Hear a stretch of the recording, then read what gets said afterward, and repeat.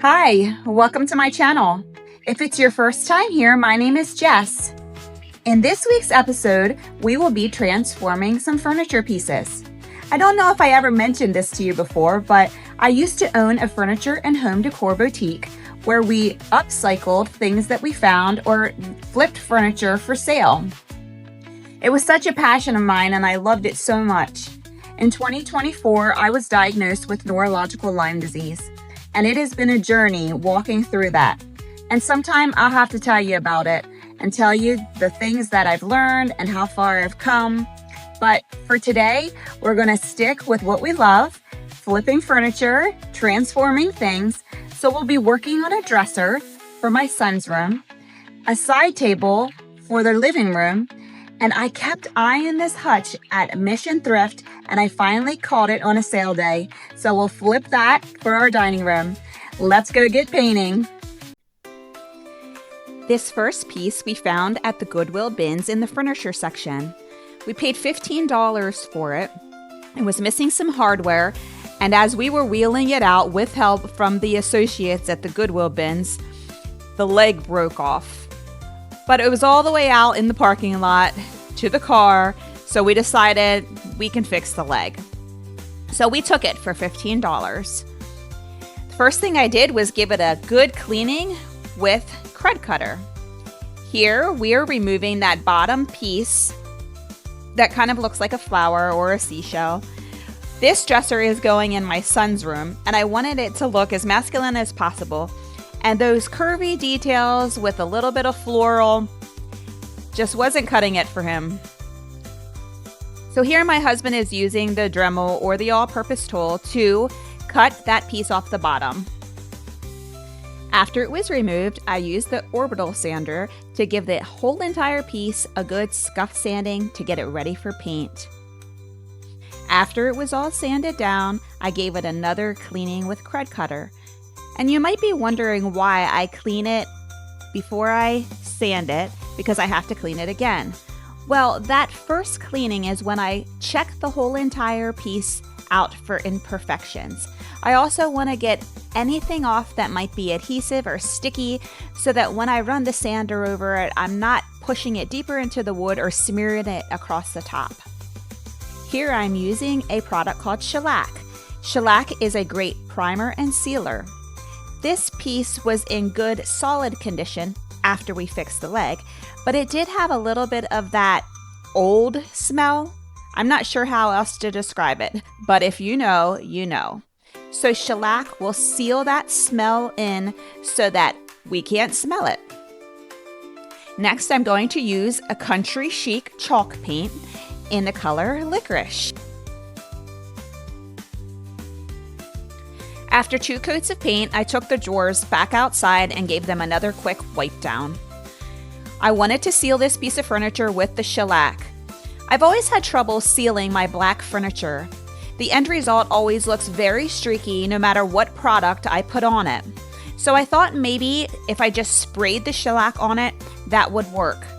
But it didn't. The very next day I came out after letting it dry completely, and it was streaky.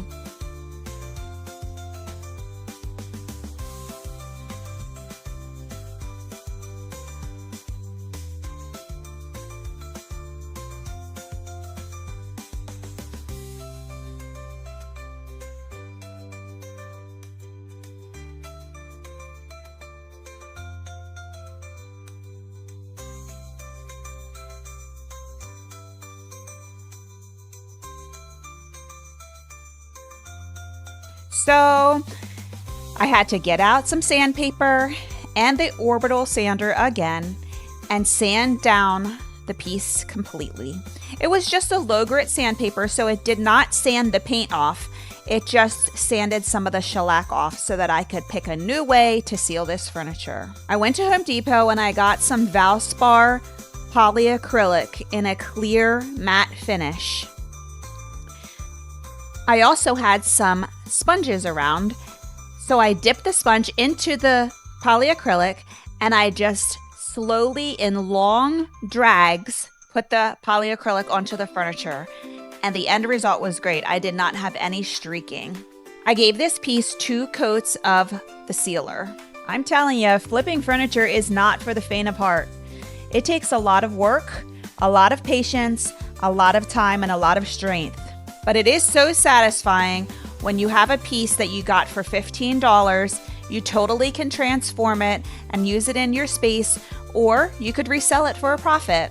I will mention, however, that if you are flipping furniture for a profit, because I've made this mistake in the past, you have to be very careful how much time you are investing in the furniture. My first go round with this, I learned the hard way. I spent hours of my time, and if my time was worth, say, $20 an hour, I would have had to sell that piece of furniture for way more than what I thought that it was worth. So after we did all the calculations that first time, I ended up getting paid $2 an hour. After everything was dry, I went ahead and put the drawers back in that I could. There was one drawer slide that was missing, so I had Jerry make me a new slide for that. I want to tell you about this little hack that I learned. These are candle waxes, just the little melts that you can get for a candle warmer. I use them to rub across the drawers, and it makes it smell really, really good. I found these drawer pulls at the hardware store. Another money-saving tip is that if you check in the hardware section, they often have contractor packs. They usually come in a pack of 8 or 10, but it definitely helps save money when you buy them in bulk. And here Jerry is replacing that drawer slide. Here is the finished look.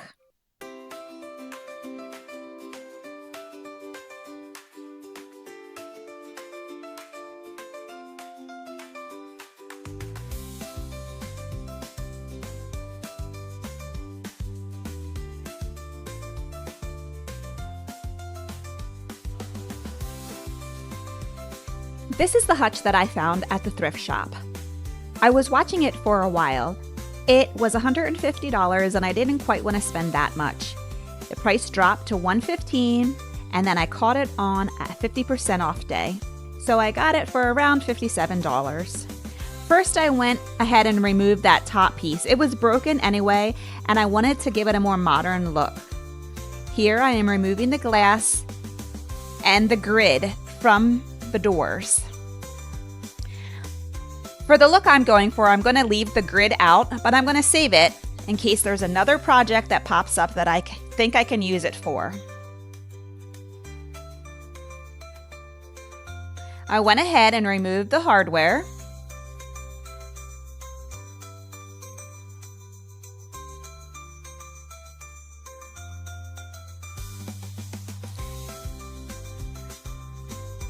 I gave the piece a good cleaning with the crud cutter, and then I sprayed the shellac on it as well. And like I said before, the shellac is a good sealer and primer. The stain on the inside of this piece was not bad at all, but there were some scuff marks, so I went ahead and used a product by Valspar that is a deep walnut stain in a bottle. It almost reminds me of those old shoe polishing bottles that have the felt tip, but it makes staining very easy, especially if you're just touching up small areas. I will put a link below in the description box for this product in case you're interested in trying it out. I think it cost around $11 or $12. But some of you are not going to be happy about me painting this piece. But I really wanted to use this piece for myself in my space. And the dark wood, I just didn't like. I wanted to brighten it up so that my space inside would be brighter. In the dining room, we do not have very good lighting at all. So I was trying to make that space a little bit lighter. However, after 2 coats of the white paint, I started second guessing myself. Not that I painted it, because I think a piece of furniture should be used, and sometimes we need to give it new life in order to have it be used for years to come and just uplift the style. And that's just my personal opinion. I'm not saying there was anything wrong with it before. And I could have used it just as is, but for me personally, I wanted to uplift it a little bit. So here is the white paint. My husband and I did take it inside to check it out in the dining room, and the white was just too stark.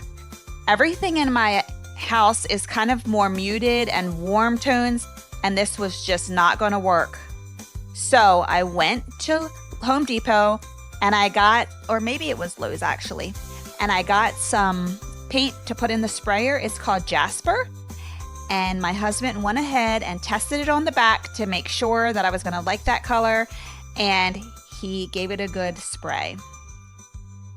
And I know you're probably wondering, why am I making it dark again? But this color really, really fits well in the dining room, and then I'm going to be able to put lighter objects on the inside of the cabinet.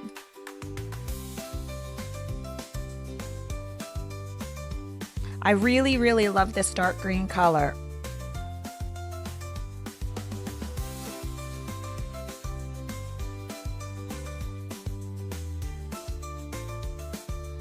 It's so kind of Jerry to spray it for me. I actually have sprayed my own furniture many, many times before. But sometimes with the Lyme disease, I try very hard to be careful with getting toxins in my body. And even though we were outside and I could have put my respirator mask on, he volunteered and he really enjoys it, so I let him have it.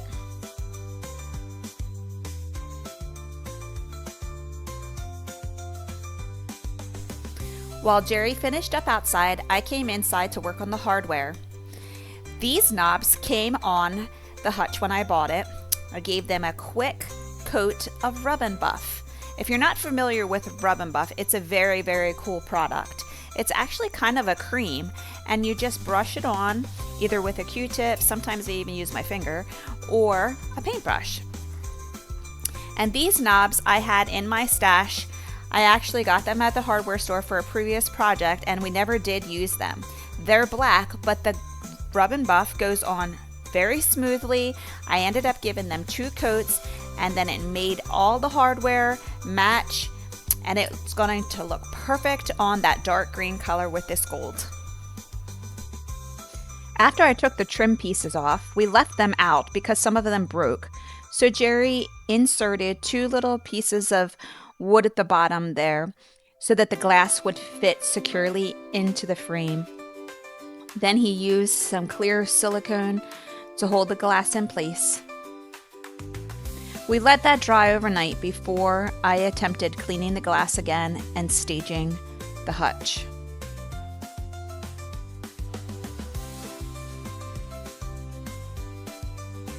Jerry reattached all the hardware for me.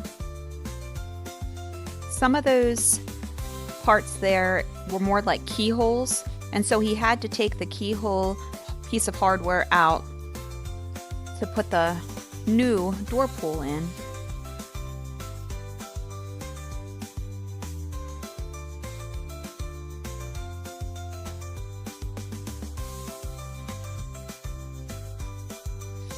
I then went in with a paintbrush and touched up all the areas around the doors that did not get covered with paint when Jerry used the sprayer.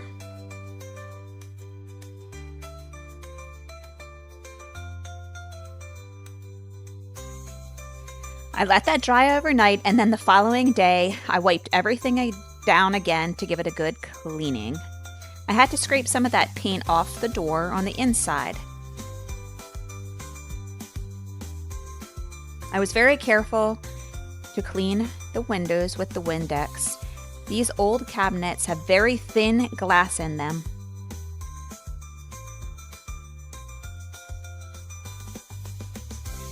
I then mixed up a custom color paint to touch up those little pieces of wood that Jerry put in to secure the glass in the door.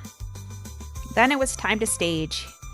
I just found some decor that was laying around and piled it on the table. And one piece by one piece, I started adding it to the hutch.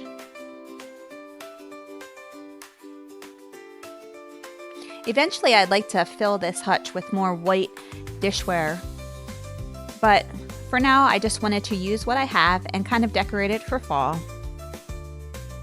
And right in the middle of the decorating, my sweet sister-in-law calls me for our daily, weekly chat. I never want to miss her calls, and that's the one great thing about working from home. I can take the phone calls, cook the meals, clean the house whenever I need to, and still do my work. And here is the finished look. I feel like the dark green is perfect against the aged beige walls, and it just has that cottagecore feel that we're going for in our house. I really am happy with the way this turned out. This little side table I found at the Goodwill bins, and it was actually in a bin. We took it up and they weighed it, and it would have cost us $14, but they felt like that wasn't a good enough deal. So she called the manager and he said that I could have this little table for $4. It is a super cute leaf side table. It was painted black on the top and like a cream color on the bottom, but I wanted to have it all wood to match the rest of the furniture in our house. So here I am covering it with the citrus strip. It's a wood stripper. And then I put the plastic bag on top so that it won't dry while it sits. Scraped all that paint off and flipped it upside down and did the same thing to the bottom of the table and the legs. This product worked very well on this piece of furniture. It doesn't always come off this easy, but I was thankful it did this time. I let it sit for about an hour, and then I got my gloves on and my scraper tool and started peeling the paint off with the scraper tool. I also used a scrub brush and a toothbrush to get into the small creases with some hot soapy water.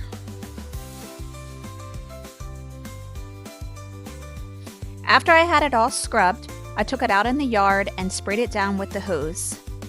I wouldn't suggest spraying wood furniture with water like this if it's not going to have good warm sunshine to dry in. This actually only took about a half hour to completely dry out in the sun, or else I would not have suggested spraying it down with water.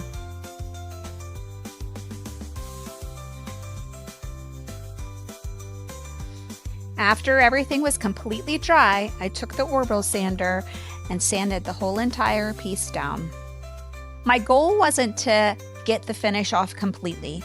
I kind of liked some of the dark wood there in the creases, around the legs, and just places that it looked like it would naturally age. After everything was sanded, I wiped the entire piece down with a damp cloth. And then I chose to use the Valspar polyacrylic to seal this piece as well. I thought the sponge did very well sealing the dresser, so I went ahead and used the sponge again. I put 3 coats total of the polyacrylic on the table. And yes, different day, same sister-in-law. I just love her. And here's the finished look. I really love its slender fit right at the end of the couch there. And I like how the drop leaf kind of makes a little wall for the aisle between the dining room and the living room. I really love the color of this wood and how everything turned out. I'm very happy with it for $4.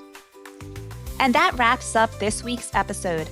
I hope you guys really enjoyed watching these furniture transformations. Could I ask you a favor? Could you please like, share, and subscribe to my page so that you never miss an episode? These small acts of kindness really do help support our channel. Until next week, I hope you guys have a great day. Bye.